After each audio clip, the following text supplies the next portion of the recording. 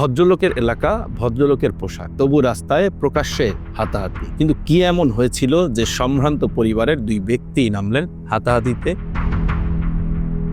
9 October 2025 বেলা 2:30 রাজধানীর উত্তরার একটি বাড়ির সামনে হঠাৎই উত্তেজনা। এক ব্যক্তি বাড়ি থেকে বেরিয়ে গাড়িতে উঠছেন, মুহূর্তের মধ্যেই আরেক ব্যক্তি দৌড়ে এসে তাকে টেনে হিঁচড়ে নামিয়ে আনেন গাড়ি থেকে।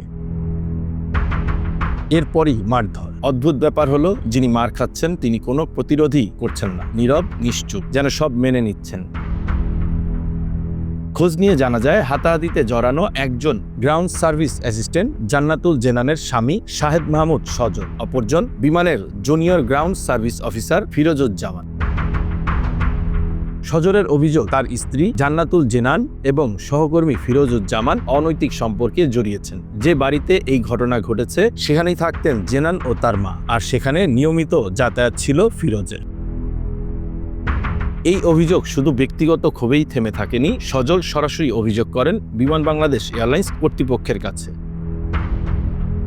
বিমান কর্তৃপক্ষ অভিযোগের তদন্ত করে। বিমান কর্তৃপক্ষের তদন্তে বেরিয়ে আসে অভিযোগের সত্যতা। 11 পৃষ্ঠার তদন্ত প্রতিবেদনে তুলে ধরা হয় কিভাবে সম্পর্কের শুরু, সংশ্লিষ্ট কর্মকর্তাদের বক্তব্য, অভিযুক্তদের জবানবন্দি, অভিযোগকারীর বিস্তারিত দাবি। জেনান জবানবন্দিতে ফিরোজের সঙ্গে সখ্যতার কথা স্বীকার করলেও ফিরোজ সব অভিযোগ অস্বীকার করেন।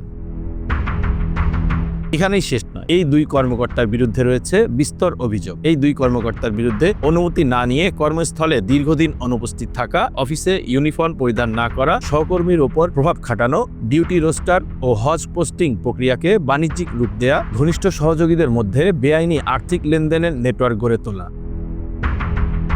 বিমানের প্রশাসন ও মানব সম্পদ পরিদপ্তরের তদন্ত শাখা উভয়ের বিরুদ্ধেই এসব অভিযোগের প্রমাণ পেয়েছে। পরে 2 নভেম্বর ফিরোজুজ্জামানকে চাকরি হতে সাময়িক বরখাস্ত করা হয়।